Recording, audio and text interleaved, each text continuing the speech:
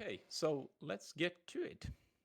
So, building a strategy, brand, and plan of action in finding your audience. I couldn't bold that, your, because it's already all bold, but I tried.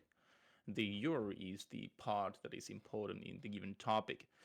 And we will be discussing more of that. But how this, let's say, 24 minutes will continue now is that we're going to start off with the lecture part and have this, kind of a predefined lecture that I formed for this one. And after that lecture, we're going to have discussions, and hopefully you have a lot of questions that you, if I recall right, that you had so many good questions to previously when I had the keynote. So hopefully you will come up with questions and such during this. But that's maybe no, you can interrupt me at any point. So if you come up with a question, drop it on the chat. I'm not sure if you have a possibility to open up the microphone, but at least drop a message on the chat. And if I'm not able to answer that question like right away, I will go through all the questions and such after the lecture itself. And like mentioned, the lecture will last approximately 45 minutes or something like that. Never obviously done this before, but that's just a sophisticated guess that it's gonna be 45 minutes. Okay, maybe we will skip the introduction slide, but very shortly for people who were not in the keynote or such, there is my kind of a background and things that I've done in the game industry and also when not making games. Short explanation for that. But maybe the most important one is the point number one. So in the game industry since 2009, so I've done some years of work for games and everything regarding that, and with that experience I try to help you guys to not step on the same traps and foxholes as I've did. So hopefully I'm able to do that today as well, to show you some things that I've discovered myself on my personal journey, and you can take learnings from that and dodge those foxholes. So first, let's give a short ad here. So in case you like to kind of listen podcasts or look at videos and such regarding game development and such, I am currently running a YouTube channel which is called Chestercraft.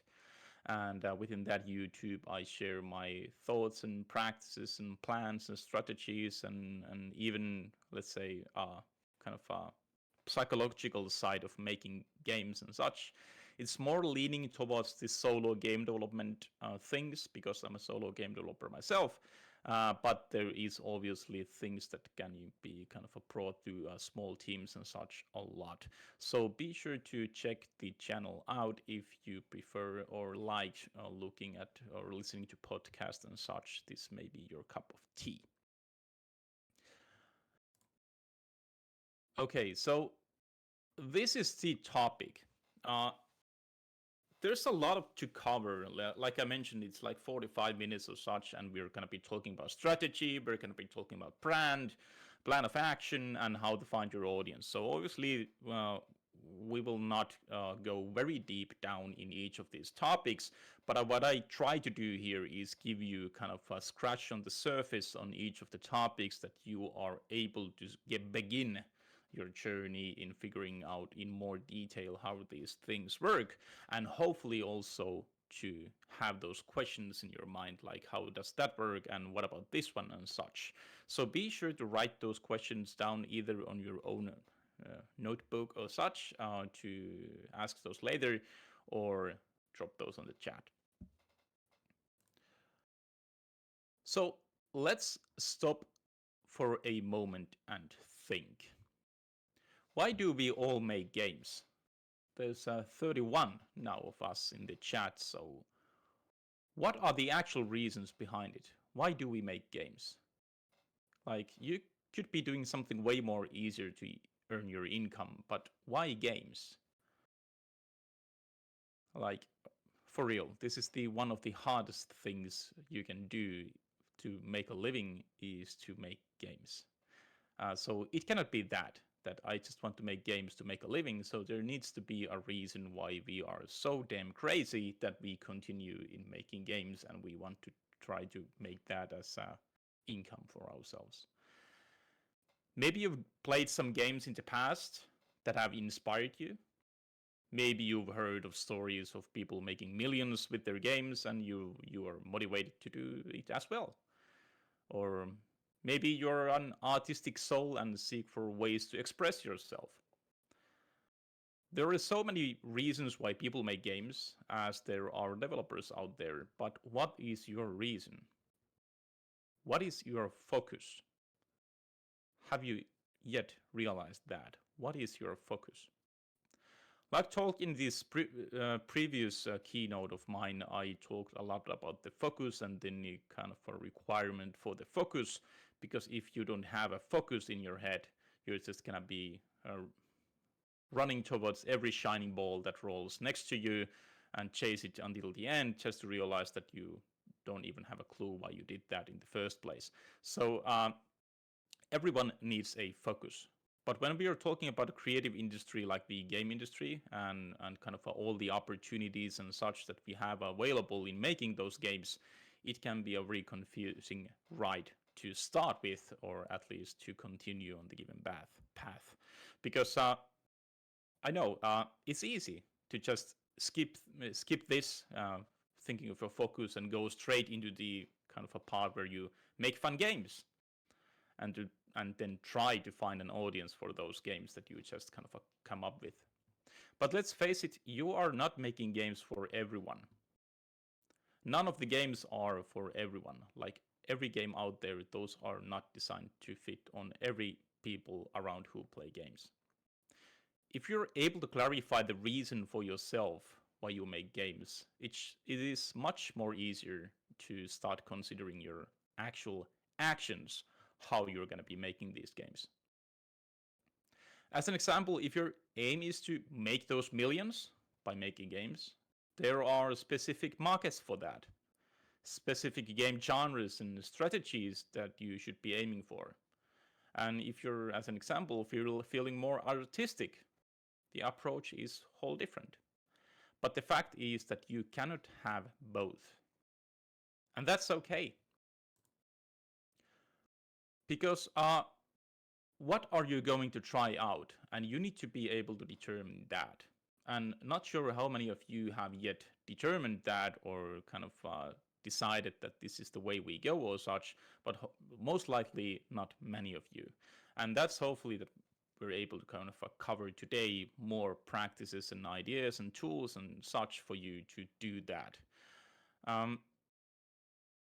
But for real, you need to understand why you are doing all this and what you are trying to achieve with all of these efforts that you do.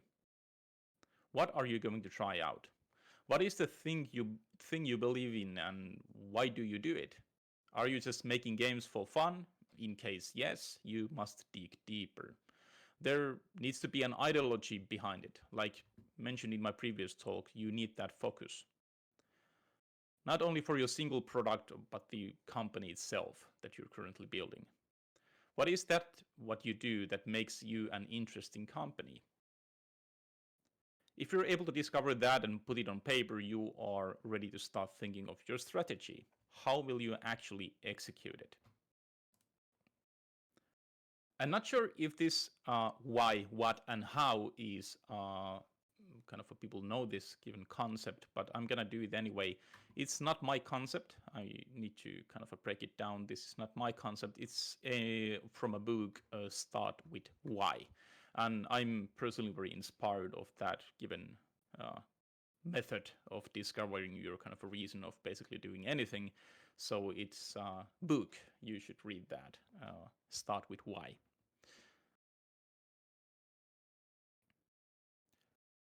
Because yeah, if you don't have the why in place, you will be finding yourself doing random stuff without clear focus.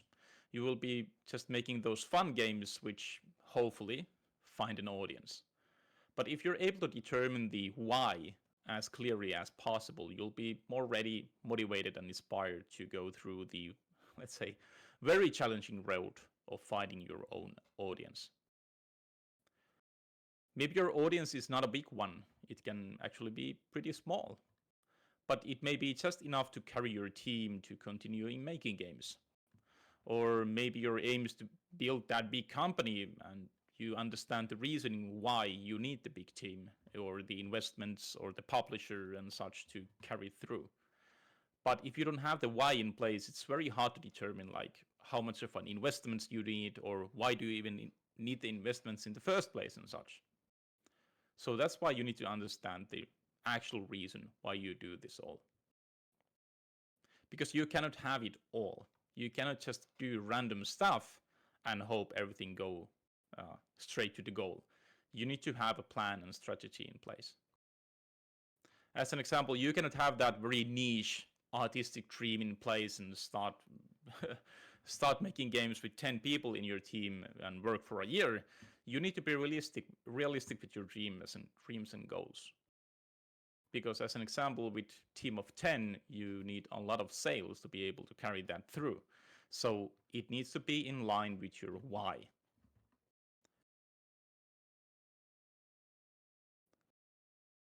And I think that why question is like, I'm not sure how many of you have spent time with like 4 or 5-year-old kids or such.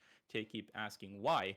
And that's a very good question. If you ask it like multiple times in a row, you find yourself in a very deep places, thinking of your life existence and such. But that's also the question you should be asking from yourself, but also from your team. Why are we doing this thing? Let's throw a concrete example here from my journey as an example. As I mentioned, I've been working almost 2 decades in the game industry. I've created games for trends, to follow trends. I've created games that are more investor driven. I've created games that are more publisher driven. I've done basically everything that is regarding building sustainable game companies and such. But for me, it's kind of been in the dead end for some time because the kind of my first reason why I started making games like way back in the days was not to create games to make massive incomes and such. It was kind of a misdirection for myself to go in there, but now I'm kind of returning to my roots, and I'm kind of on my own journey as an example, and why I share this is to kind of understand my why in building a game company. I like to be very artistic and experimental with my games that I make. I understand that this won't be a big market that I'm working with. I won't be making millions of sales. I won't be able to carry a big team around me to develop these things. And because of this, I need to scale down the scope of my games to be something that can be done with a very small amount of people, mostly alone. If I would be recruiting a lot of people around me to make these games, it would be impossible to make it profitable. And the profitable is the key word here. But I do this all because I've determined my why. The reason why I make games is because I want to enjoy the development process itself. And for me, the enjoyment of the process is about creating something out of my own head, not following trends or best practices and such, since I've noticed that this does not make the game development itself fun for me. But obviously, that is just my reason. But what is your reason? Once you discover that, you're ready to start thinking about the actual products that you'll be making and how these correlate to your original why reason. So what will you be actually doing? Fun games? Still? No, that's not a qualified answer. Like mentioned, you need to go deeper than that. But now you have the why in place to reflect your thoughts. Or hopefully you'll able to get that why in place to reflect your thoughts. If you're aiming to, as an example, to make big chunk of money from your games, then you need to be looking very closely to the existing markets, the current trends, and what the masses enjoy. You need to be able to verify your design that actually have an existing market in place. But since you don't want to want to compete with all the big companies out there, or in case you do, you need to be making something much, much better for that market than the existing games are. Like as an example, maybe you want to make an RPG game. You played Baldur's Gate and you like the game and you're like, I'm gonna make a Baldur's Gate myself. That's super awesome. But it needs to be better than that. You cannot just blindly trust people to enjoy your game like Baldur's Gate like game that is just done with a smaller budget and not with good quality. What is the thing that you can offer that, as an example, Baldur's Gate does not? And it's an interesting kind of a thought because it obviously offers a lot, but there needs to be a reason why. What are you offering for your RPG game that Baldur's Gate, as an example, does not offer? And no, you don't have to actually be very super artistic in this. It's actually quite the opposite. It can actually be something very simple how you do that. To kind of compare to Baldur's Gate, maybe some people like to play idle RPG games. They don't have the time or the resources or such to spend that 300 hours to play through Baldur's Gate. So maybe they want the feeling of progression and get their character stats up and such. And that's why they like to play, as an example, idle RPG games. So maybe that's the thing. Some have discovered this, and there's big markets for idle RPG games, as an example. But let's now think about the horror games for comparison. If you would be making a horror game which differentiates, it's not about the mechanics to make it differentiate. It's the art style and the story, and the rest of the game should be very familiar to that core audience. Maybe even that familiar that's almost a copy of an existing game, because I hate to say it, but that's how the masses play games. Most of the players want something they're familiar with, something they can jump into and experience it without the frustration and commitment to learn it first. And maybe if you're making your first games, these first games of yours should be very close to a copy of an existing game. Only throw your twist in with the art style or with some simple features or such. And yes, that may sound like something that I'm killing my creativity here, that may be the thing, but let's face it, that is also the environment we are working in, and that environment is the game industry. If you're making a game that sells, that you want to make sales, you need to understand that the designs are already ready. You don't have to invent this yourself. It's more about defining that genre which has not received the game for a while, but it has a proven audience. Then you need to do it with your own little twist, as an example. Obviously, it's not that simple, but the ideology behind this is very much closer to making games that sell rather than thinking everything from your own head and trying to be very artistic with the approach. So this leads that the what you do has actually everything to do with the why you do it. Making games that sell good may trade a lot of your so-called creative freedom, but in case you and your team does not see that as a problem, then it should definitely be that. If your reason is something deeper than that, you need to accept that the sales will most likely not be that big, which affects the scope of your game or the size of your team and the game design itself. Which leads us to the third and final point of building your strategy. How will you actually do it?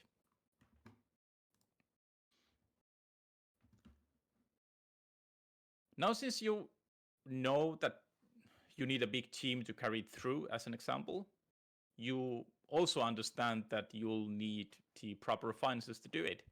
Or maybe you've decided to go with a small team instead.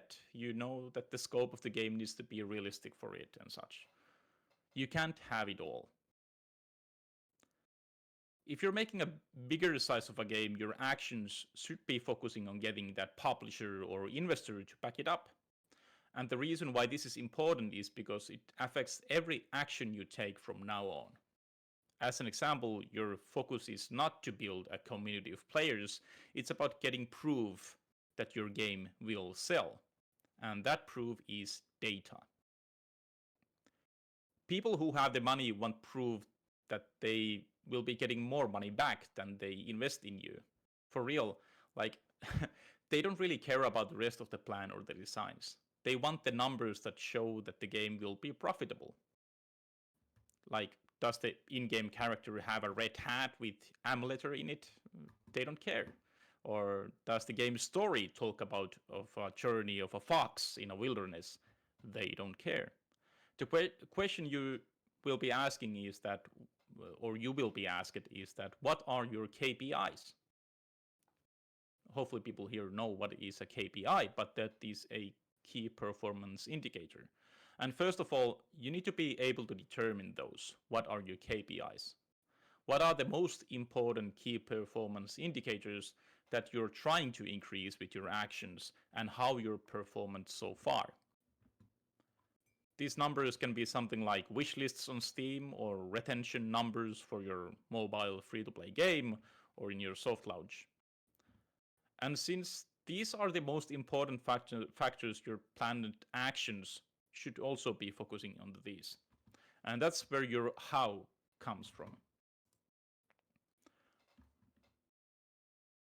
The how could be, as an example, be something like this. I'm gonna do a very kind of a, let's say, practical approach to show one concrete plan of actions. So we want to secure a funding from a publisher. Maybe that's your goal. Maybe that is something that you've kind of decide once you have your why in place, and your why is that, well, we want to work in a big team. We want to have a team of 10 people to work with our game, and we want to be building something very big and massive scale games and such. So we need the funding. And how we're going to get the funding is from a publisher. So how do we get a publisher? Whoa, wrong direction. Let's do that again. So to get that funding, we need proof and good metrics to be shown for the publisher. And to get good metrics, we need a very polished Steam page, because obviously that's where the wish lists and numbers come from, is from the Steam page, taking granted here that you're making a PC game.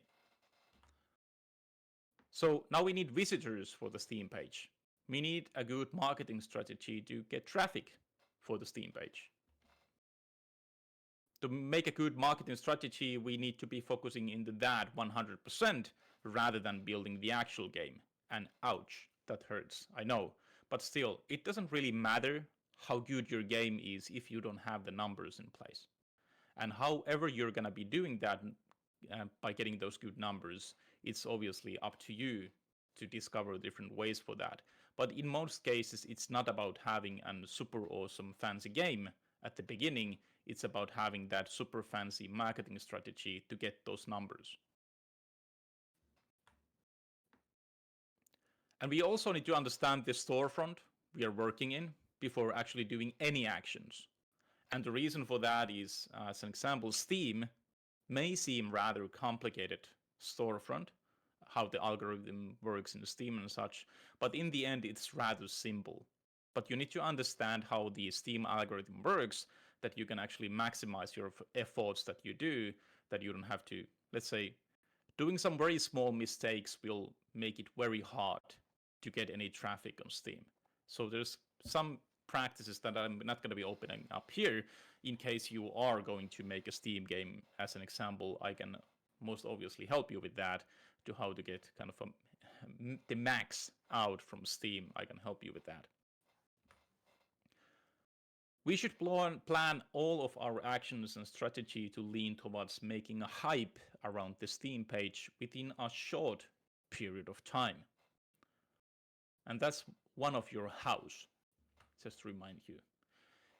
If you're able to do that, we will have the numbers to contact you X, Y, and Z publishers for which the game was designed in the first place, which is also another very important factor. So if you would be building a game that you need the funding for to actually finalize it, you need to be starting from the design table itself to start matching it for some specific publishers' portfolios. You cannot just do random stuff and hope that it fits. As an example, like Raw Fury, one publisher that people kind of dream to be working with, as an example, you cannot just do random game in your cave and hope that it fits to the portfolio of Raw Fury. No. You should be looking at the current games that Raw Fury have published, and the games you will be now designing is leaning highly towards the games that have been published by Raw Fury. Our timeline to achieve all this will be within the next 6 months, as an example, with these steps like X, Y, and Z. And this is just showing that you need also a timeline how and when you are going to be doing all of the stuff that you have on table. And then you're able to get going. But that's a strategy like in a very, let's say, practical form. And that given strategy would be leaning towards having the funding in place for your game from a publisher. I know there's a lot of steps also that is not included in there, but the kind of overall picture would be looking something like that. And everything else that you would be doing, like that is out of this given list, is nonsense. That's a time sink. That's things that you shouldn't be doing. That's just your mind telling you different kind of stuff that you want to be doing. But if you're gonna be trying to secure a funding from a publisher, these are the things you should be focusing on. And these are the things that you should be using your work hours each day to maximize your kind of efforts towards these goals. But now think about it. If you wouldn't have this kind of a plan, even this kind of a plan, like you see on the screen, you would be just doing random stuff, just chasing those shiny balls and hoping for the best and such. But if you have a strategy in place and numbers you're trying to increase and actions you are kind of following, it's much, much easier for you and for your team to be working with the same project, but also to understand that why we are doing all this, why these, let's say as an example, the Steam page needs to be super polished, why the trailer of the game needs to be super polished. We cannot just hire some random trainee to make our trailer video. We actually need a very good quality trailer for the Steam page, as an example. So now we know where we need to focus on.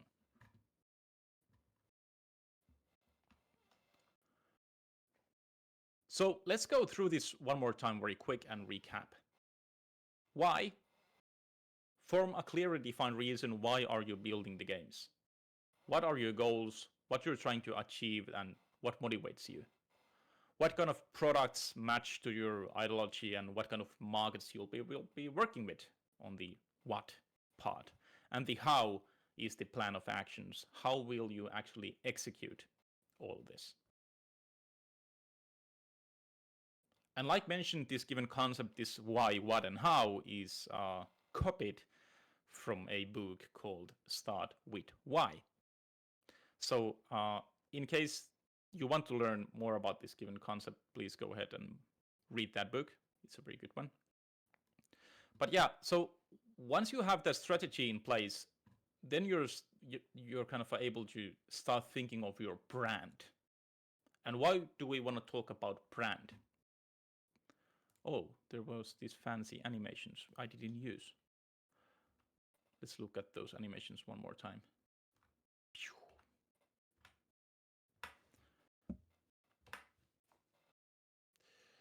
So the brand. First of all, you are not for everyone. Remember that. You're not supposed to be pleasing everyone. The one you should be pleasing is the core audience of the why you're making the games in the first place. And I see this happening like so many times. I've done it myself way too many times. I see companies doing it way too much. Is that because they don't have the clear understanding why they're making the games in the first place, they're just trying to please everyone. And that doesn't really help because especially if you're a small company that you don't have any kind of, let's say, audience backing you up and such.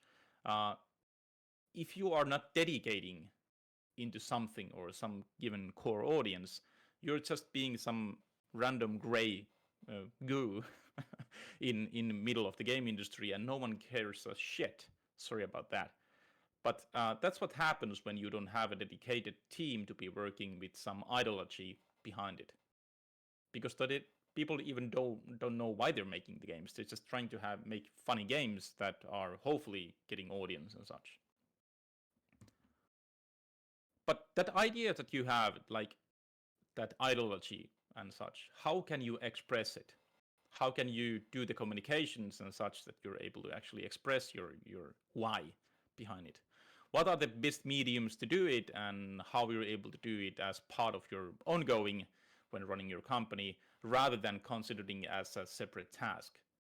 It can be a separate task if you don't have that plan in place.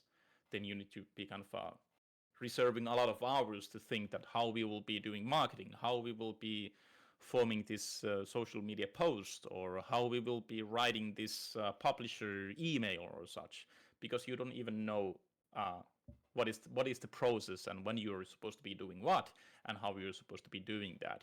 So it can become a very big time sink.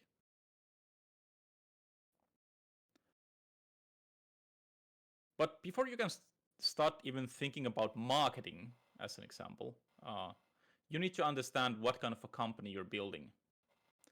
If it's more like mentioned, investor driven or publisher driven, your focus is on getting the KPIs in order. You're not focusing on the actual consumers more than you need. You're building a brand which looks strong, committed, and has a straight, clearly defined business goal. On the other hand, if you're more into building a community of players and talking straight to them, then that will be your priority in all of your communications and actions. You shouldn't do both, since it'll become one of those time sinks, but also a very unclear focus which people find hard to relate to. The things that publishers want to hear is whole different than the actual players want to hear. Maybe that's in a nutshell the problemacy in that. And once you have that brand ideology in place, you're ready to start thinking about the marketing efforts. Those clear practices and actions that should be implemented as part of your process, not as a totally separate task. Since yet again, it can become a time sink if not planned accordingly.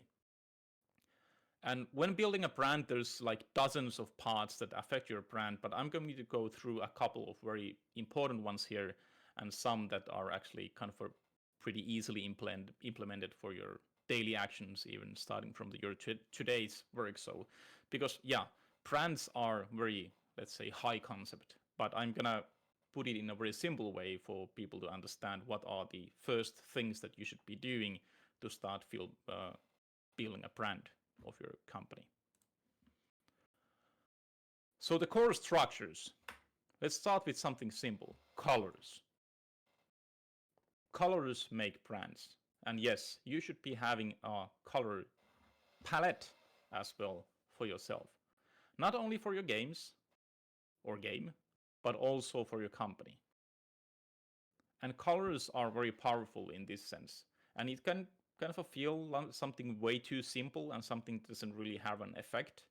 But the colors, as an example, and also the fonts, is something that if you are able to set those in the stone from the beginning and actually keep those as part of your ongoing, it doesn't only help you to kind of, it's much more easier to form content if you have this in place. But also for people to start memorizing that this is the company or that given company that I've heard for, only by seeing your colors and fonts, not even maybe reading what you're saying, but you have those in place. Then a thing called tone of voice. Not sure are people familiar with the given concept, but how do you speak? Do you speak corporate? Do you speak chilly, or do you just tell jokes? But whatever is your approach, that's one of the brand structures also that you should be considering.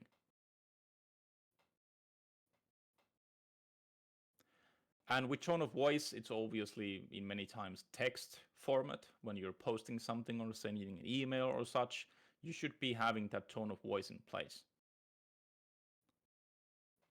It can be something very natural, something that you are more used to, but whatever you decide, you need to be setting that in stone more or less to keep kind of doing it from time to time, not just randomly sending messages, because you want to have that tone of voice in place and actually be able to repeat that in coming things as well.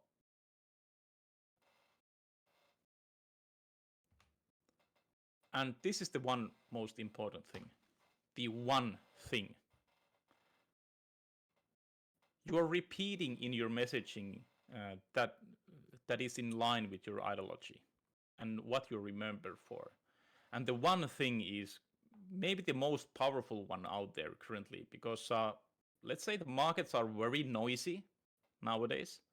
There's so much of stuff people are encountering on their social medias and such. It's like a damn storm going on each day on social medias and news platforms and such.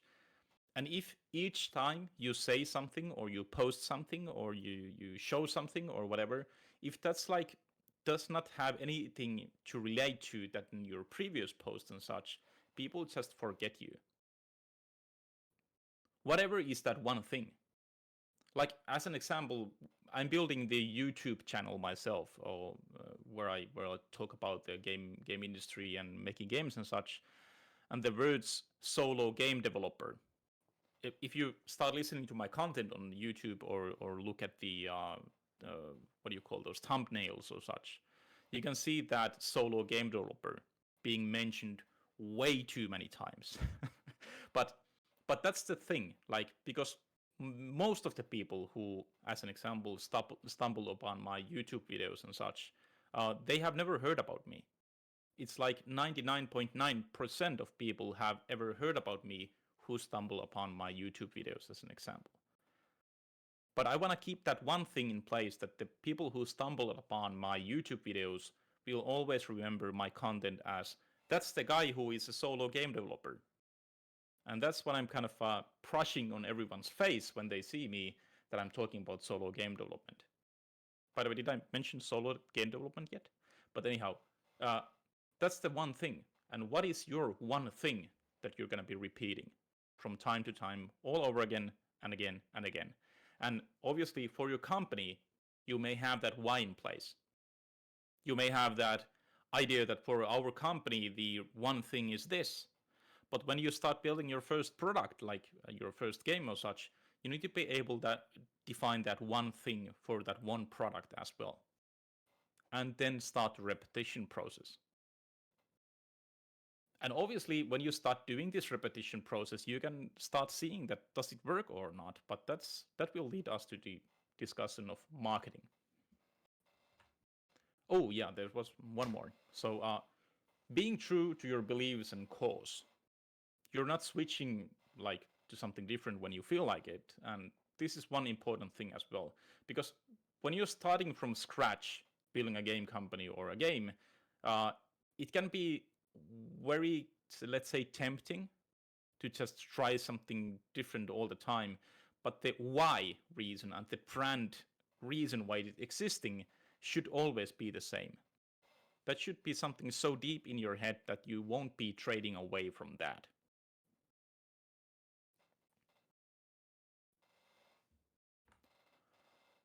But let's go to marketing. Now, since we have, once we have our ideology and strategy and brand settled, you're ready to start testing it. And yes, testing it. Since no one knows on paper what works and what not. And the marketing efforts should be something that can be measured.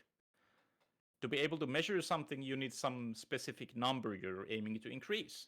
Be it the newsletter subscribers, or the amount of publisher or investor negotiations, or maybe wish lists on Steam, or for a product or such, or something similar. But it needs to be measured. Why? Because if you don't have a clear thing that you're focusing on, it's easy to start doing random stuff again and just hope for something to happen. It can be a very demotivating place to be, especially if nothing is happening. And then when something happens, you drop all your clothes and run towards that one shiny ball and just roll next to you, only to find yourself in a dead end since you didn't even know why you were chasing it in the first place. So you need some numbers that you are measuring all the time when doing marketing efforts. If you don't have any kind of a clear goal that what you're trying to increase, you don't even know why you're doing all this. So yeah, marketing should be measured.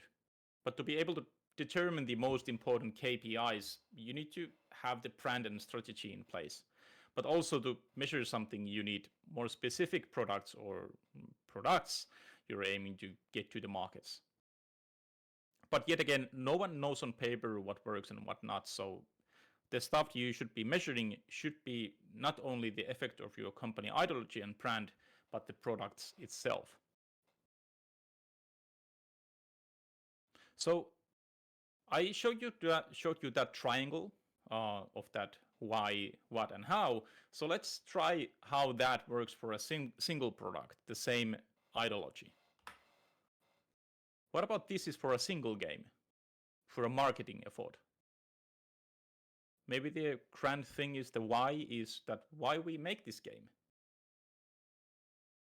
What are we trying to achieve? Or as an example, are we trying to achieve that funding? Or is it an indie release? Or maybe you want to tell a specific story with this game or introduce players to unique mechanics and entering an existing genre to create product for existing audience or maybe something else.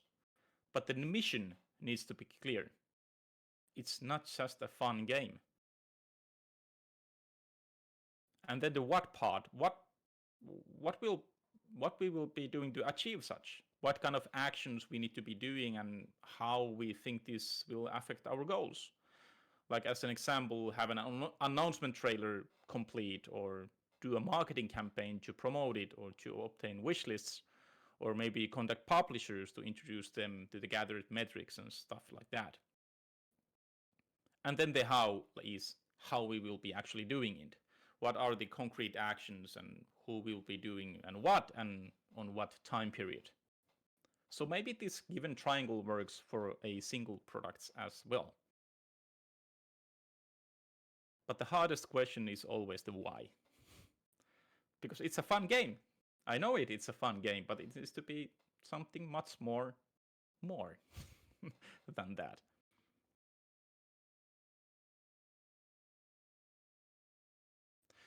But yeah, like mentioned, no one knows on paper what works and what not, and because of this, we need ways to validate our beliefs as soon as possible. Because these are only beliefs. No one knows for sure. The validation is not only to convince yourself to keep doing what you do, but to save your time in working with stuff that doesn't have a demand. Because no one wants to work with something that doesn't have a demand, especially if you're trying to make that income. And because as a starting game company, you're basically nothing in the markets. But this is a good thing because you're allowed to do a lot of things that the already existing bigger companies cannot. And that is releasing even multiple products to see which has the best performance. And if you ask me, every game company out there should have a clear process on how they validate their beliefs. And with beliefs, I mean game designs that they think are good and have a demand. This leads us to the product validation process. Sounds pretty corporate, but let's take a look. There's, by the way, the given 10-step method, because that's a YouTube way of putting it. But still, it's a 10-step method. You will lose 10 kilograms of your weight within 2 weeks, kind of a thing. No. Validating your indie game video is on YouTube as well, and it's kind of the same thing that I'm going to be showing here, but maybe a little more detailed. But in case you want to check that, go ahead and do it. But yeah, validating your product, and there should be a process for that. because now you have a product planned that fits your ideology and your brand and your strategy, and now you should validate it. And this is where the most advanced struggle begins. How do you form processes which enable you to try out things with minimal effort, but still see how it could perform if you dedicate your time and resources for a longer period of time? And yes, you can just go blindfolded and hope for the best. Just make a random game and hope for the best. Many have succeeded like this. But one thing to keep in mind is that development times may take or will take very long. And only if you could dedicate yourself to validating your products before jumping straight into it, you could be saving a lot of time. Validating a game can be a rather simple process, but obviously it takes time as well. Things like game demos or PC or soft launches for mobile are the most efficient ways to do it. But to get players for it, you also need to have the marketing practice in place.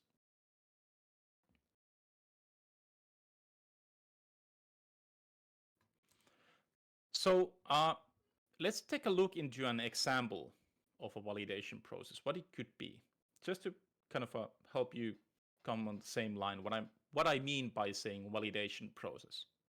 And this is the 10-step method that is shown on my YouTube channel as well. But anyhow, this is one example to do it. But anyhow, there's so many ways to do the validation process, but this is just my approach for the given thing. So prototype. We start with the prototype. But the kind of a thing with prototypes is that they don't really look good. And that's the problem with prototypes. And what I've discovered myself, I need to look at that meme. What is that?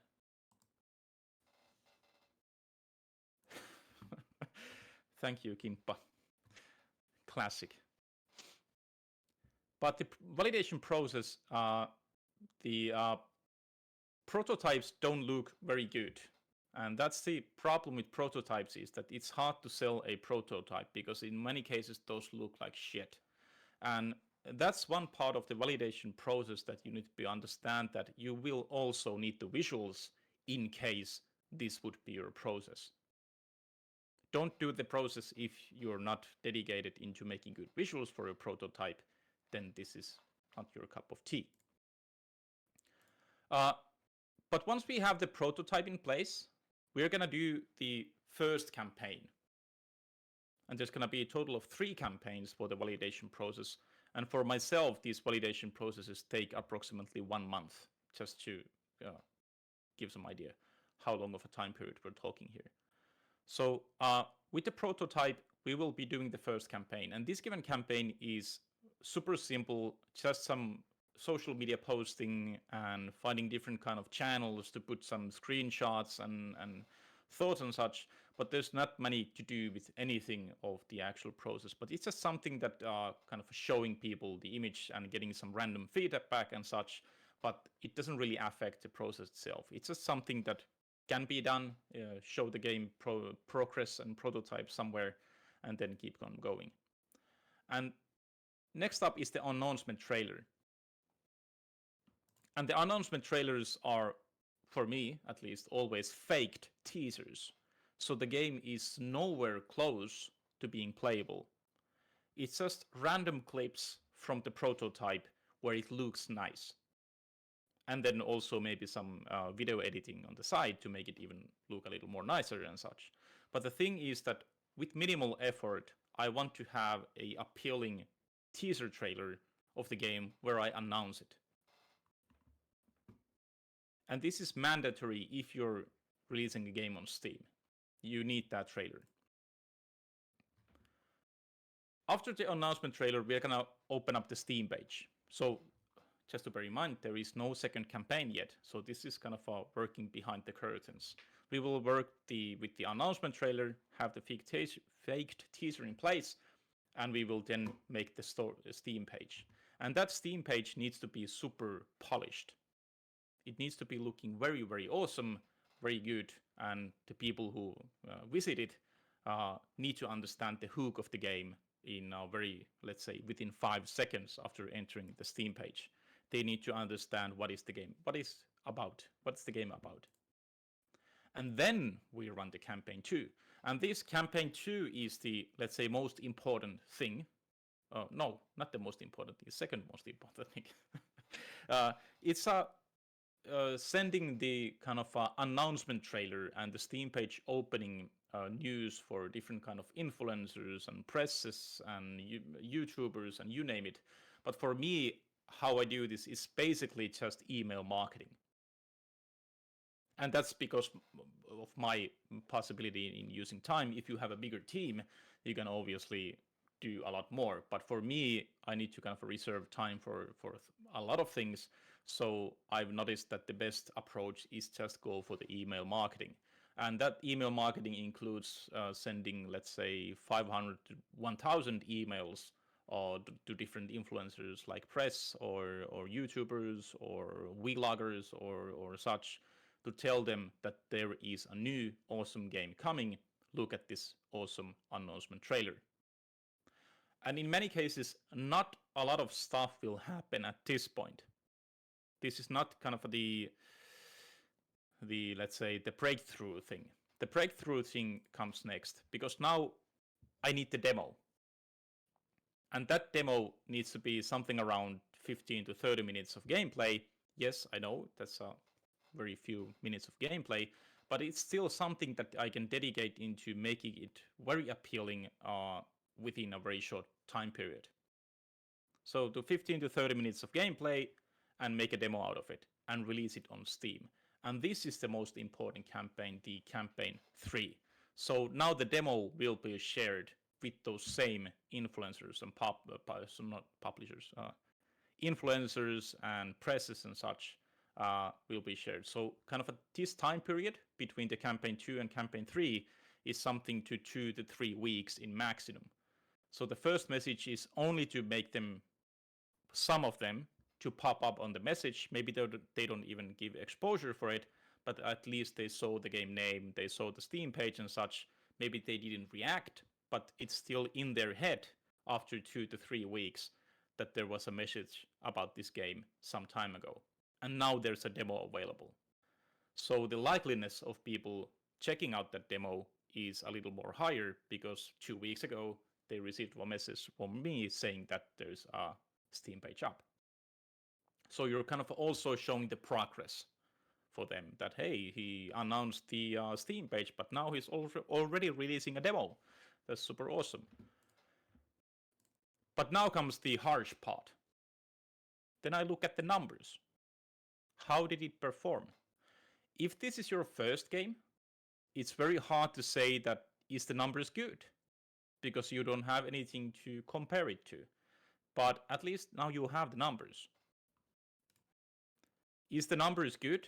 Like an example, within, let's say, 1 month after the campaign, do you have, let's say, 1,000 or 2,000 wishlists on Steam? If the answer is yes, you should continue development. What are the steps after this? I'm not going to open up in this given presentation, but whatever you do, you can continue the development. But if the numbers are bad, you got like 200 wishlists or such, trash that game, kill it. Take that 9mm and plug it in the head and just forget about it. It's not gonna make it any better at this point, because you already have some proof that it won't work. You need to move on. And the process starts again.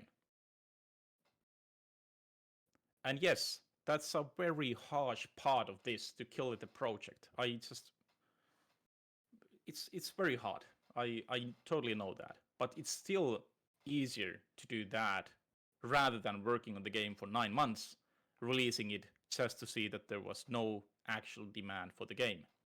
And that's even worse. So it's kind of a building that shell of yours to be able to take these hits and actually kill these projects in case this would be your validation process. It's very harsh way to do it, but also, in my opinion, the most efficient way to do it. It takes approximately 1 month of your time to save, as an example, 8 months of your time.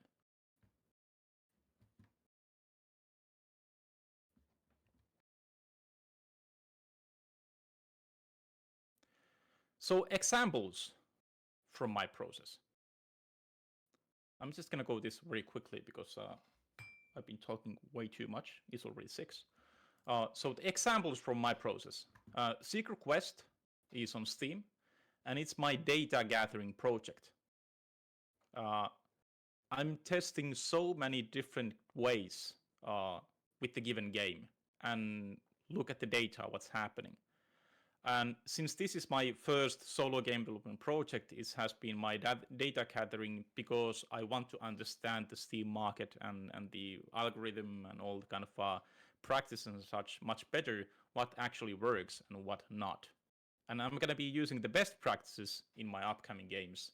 And as an example, let's say the hours that I've spent with Secret Quest, with the marketing and such, that's like super insane amount of hours that I've used for that.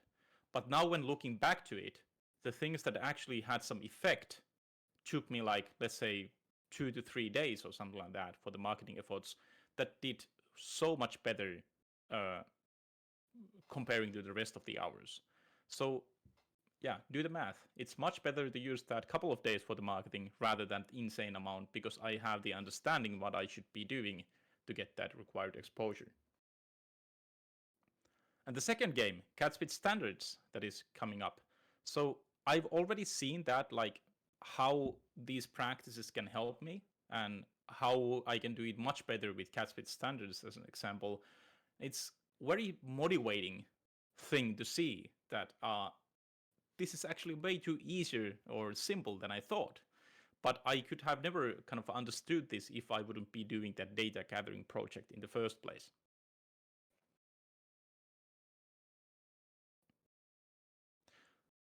But yeah, validating a product does not include the gathering, does not only include the gathering of feedback from players. It's also about thinking about the profitability of the game you're planning to create.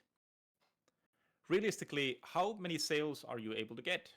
Or what kind of sales have the best and the what kind of sales did the worst and the best games received in the selected genre or categories? If you're able to calculate some average or estimate sales, you can then compare that number to the expected development time of that given product, which leads us to the calculator to calculating the profitability for your planned game.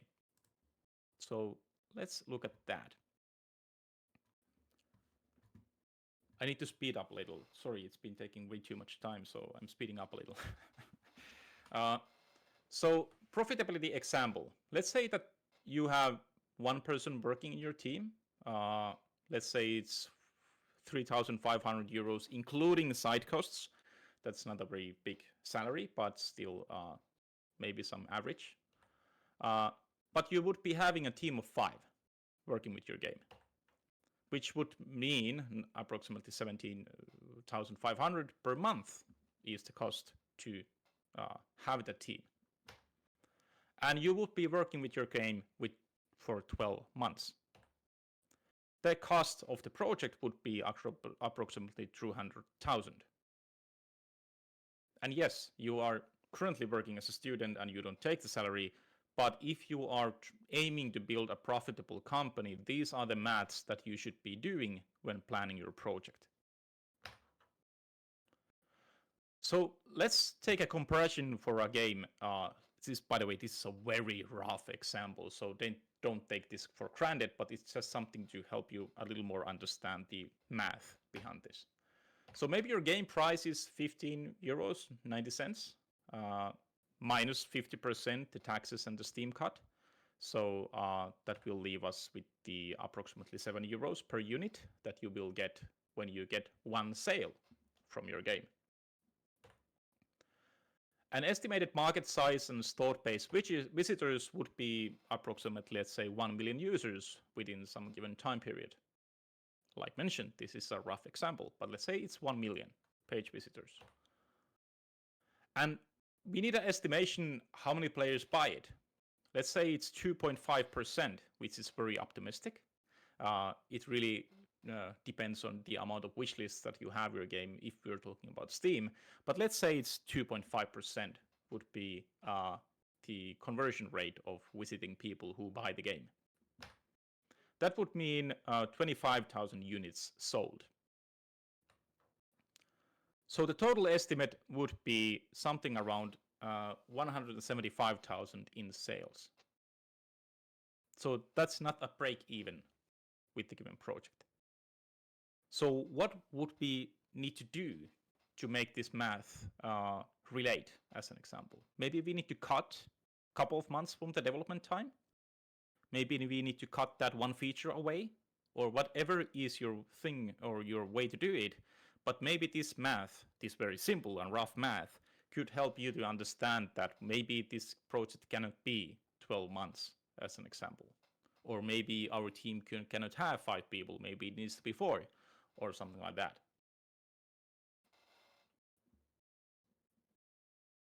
But like mentioned, one more time, this is a rough example, but still gives you some idea how it could work.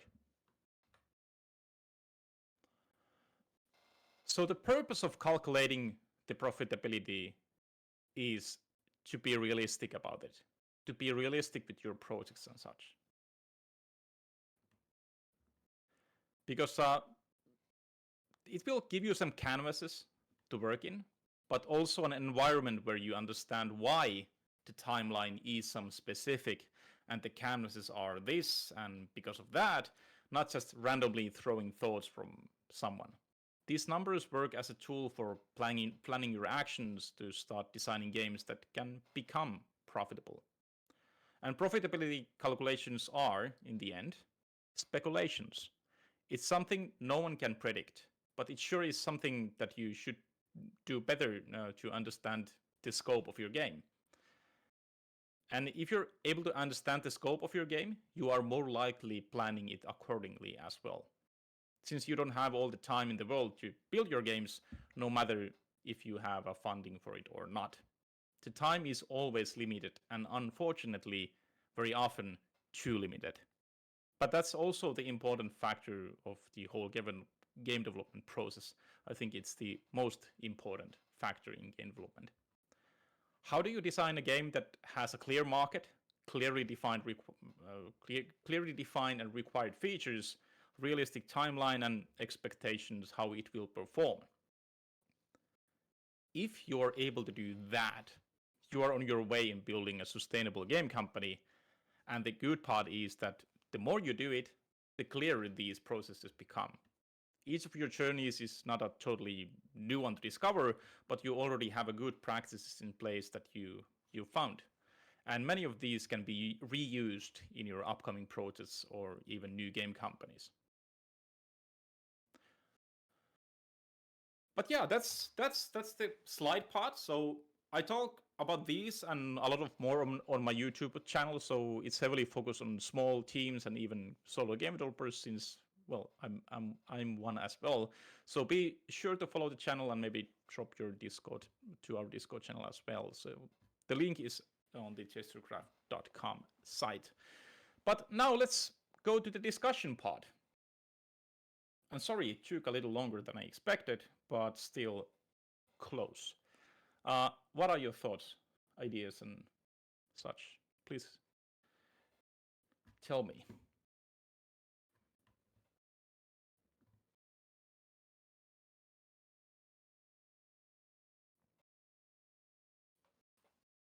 Actually, let's put this slide here.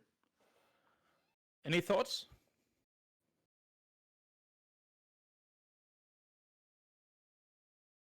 Good? Bad? Too much? Too simple? What do you think?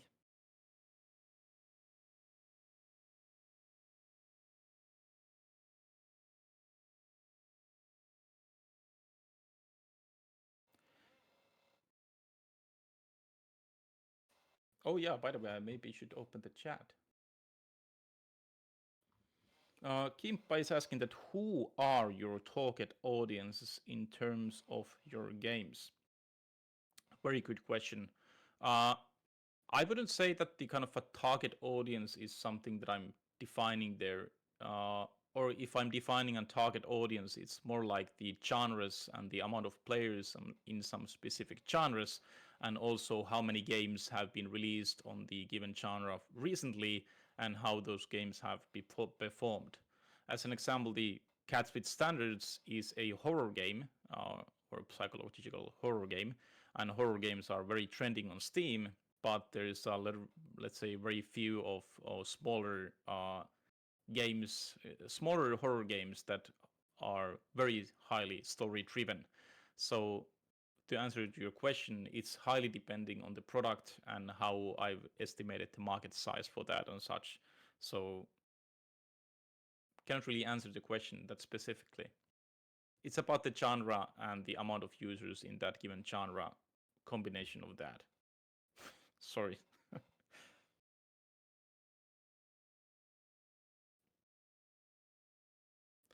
Johanna is saying lots to take in, but very useful stuff. I guess thank you.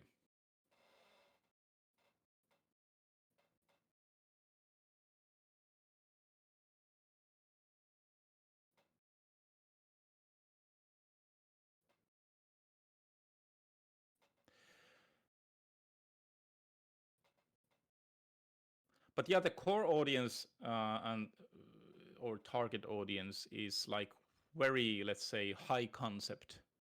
It's very hard, in my opinion, to say that my target audience is white men who are 35-year-old who own a dog and have 3 kids. I cannot really say that.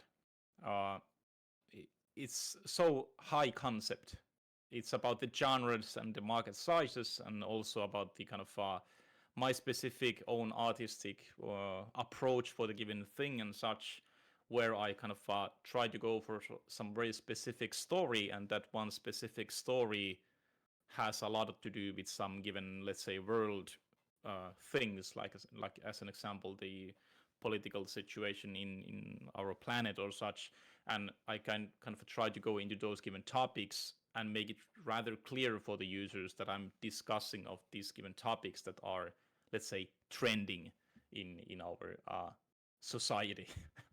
uh, but it's kind of a combination of that genre size and also talking about some specific story or such that has a lot to do with the current situation of the world or such. But cannot really put that in a couple of sentences. What is the target audience, as an example? But I would love to discuss about that in more detail, but it may require a cup of coffee or a pint to be able to express that in more detail. Kimpa is saying that good enough of an answer. I was mainly thinking exactly in the terms of singular products, and if you're building a broader net to first comprehend the key audience. I'm pretty sure that the kind of a net idea will build once I actually find something that sticks. Currently, it's still, let's say, uh, not enough data to see that what sticks and what not. So it's still kind of a discovery journey in seeing that once I see that thing very clearly, I'm ready to start forming that net or kind of the net around that thing, but not yet ready for that. Antti is saying that good stuff. It's important to have a solid plan going into something so complex as creating a game and pushing it into the market. That's precisely the thing. Like, it's so freaking complicated that there needs to be some plan. The problem with plans is that you think, or many think that the plan needs to be good and very well explained and it needs to work like 100% and such. That's not the thing.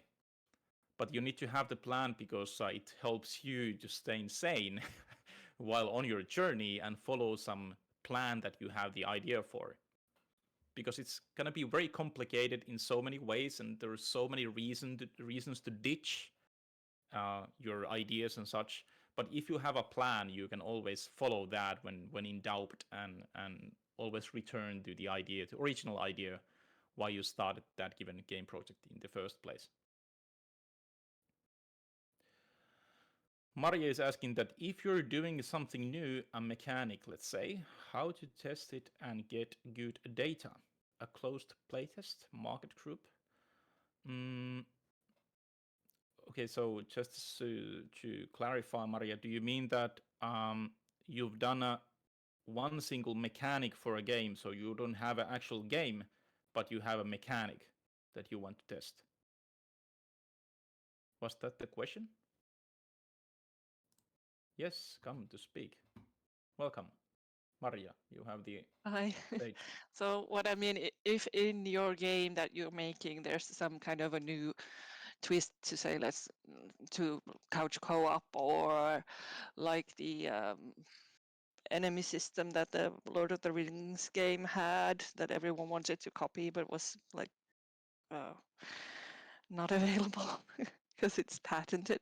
If you have something like that in a game and you want to test it, Well, I would still focus on creating that demo of it and going live it on the main platforms, because yeah, you need to do it anyway to make it rather demo complete. So just yeah, but use. if you don't know what the focus group beforehand, you have to test it out. Who would enjoy this kind of mechanic? So you just put it out there. You don't have a game. You need still 2 years in development at least, and then anyone can have like the idea that you had out there, and they have to wait.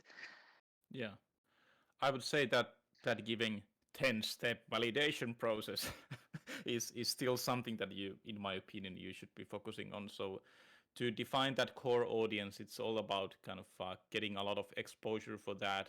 And currently, the best way to get exposure is through influencers, and because you don't have to build the core audience yourself, you just focus on organizations or people who have the audience available, and then you make a sophisticated guess that what could be the audience. As an example, maybe you just put it in couch co-op is the audience, and then you seek for different influencers who like to play couch co-ops, and you just happen to find 500 of these influencers who play couch co-ops, and then you share that to them and see their reactions and how their community reacts and such. Maybe, I'm not sure was that the question or the right answer, but if I understood correctly, I would be doing something like that. Thank you.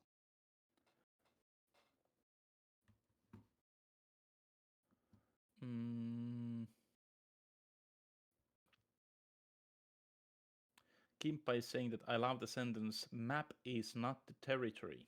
Yes, you have a plan and you aim to follow that, but you also understand that you might need to do some pivoting to learn something that might end into being more valuable for the end product.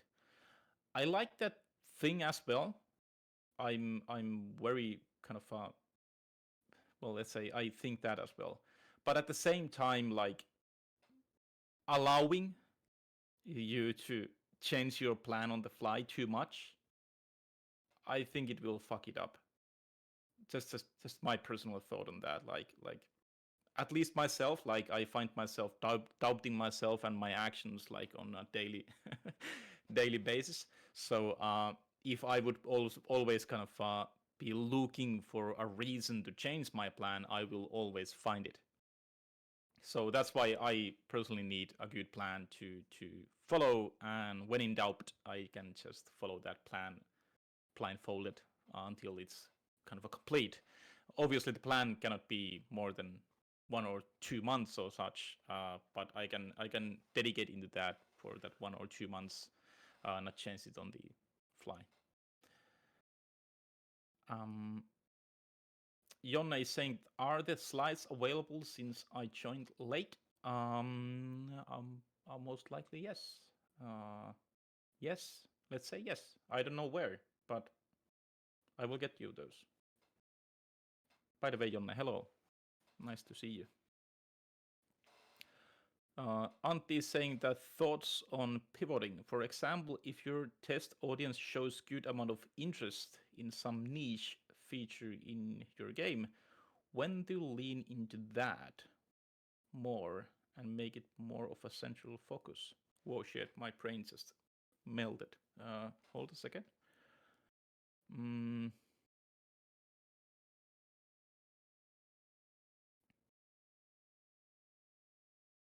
All right, okay. So when to lean? Well, I would say immediately. Because in that given example, you already have some product out. You already have something released.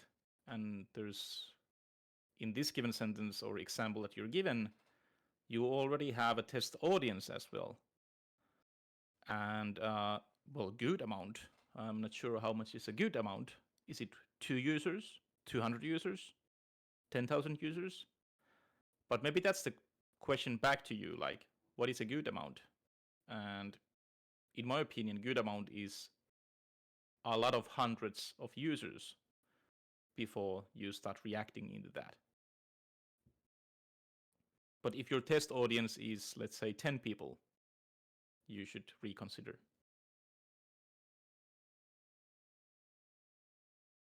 Does that make any sense, Antti?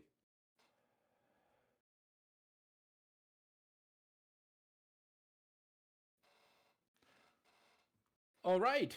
So it's almost half past, so maybe one brutal advertisement at the end. So assist a poor game developer, poor, yes, poor solo game developer, and consider, at least consider it, purchasing Seeker Quest on Steam, and that would be super awesome.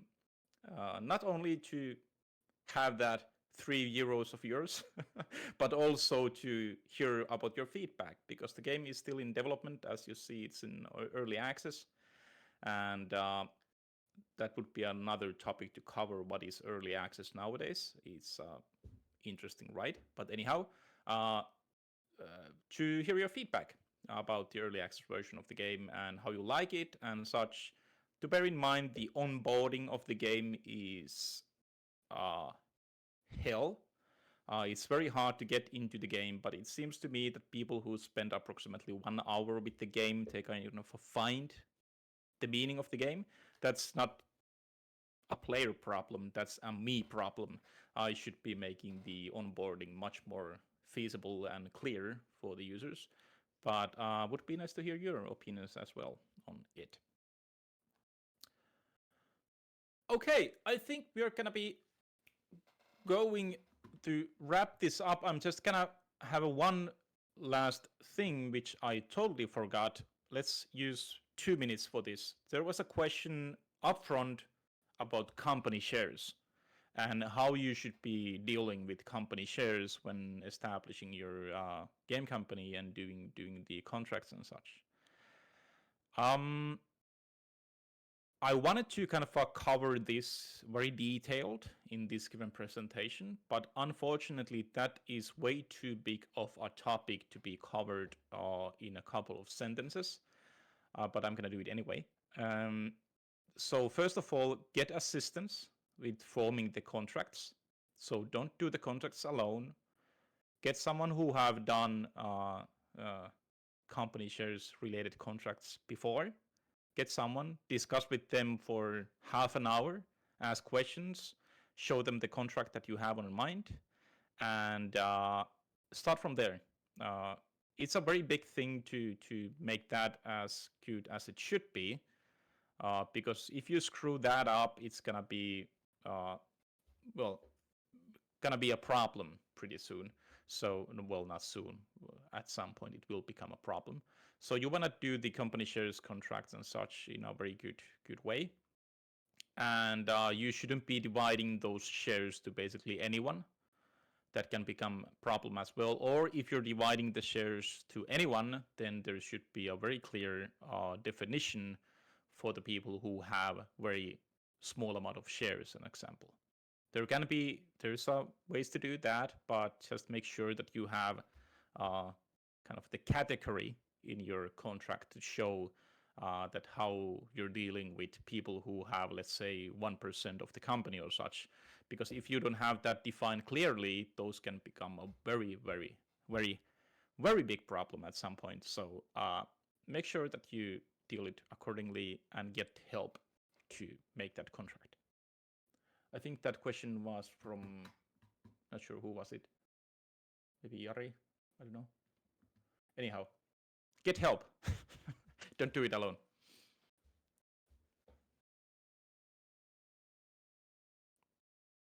So if there's any other questions or such, I'm not sure is this a bad idea, but I'm gonna do it anyway. There's my email. I'm gonna drop it on the chat. If you have any questions or such, you can send him an email, but obviously you can use the Discord as well. But maybe even better if you could send me an email. But I do read the Discord as well, obviously, but the email works better for me. So put your questions or thoughts and such in there. And okay, thank you very much for listening and hope you had a good time. And I hope you all the best and have a great rest of the week ahead. Thank you very much.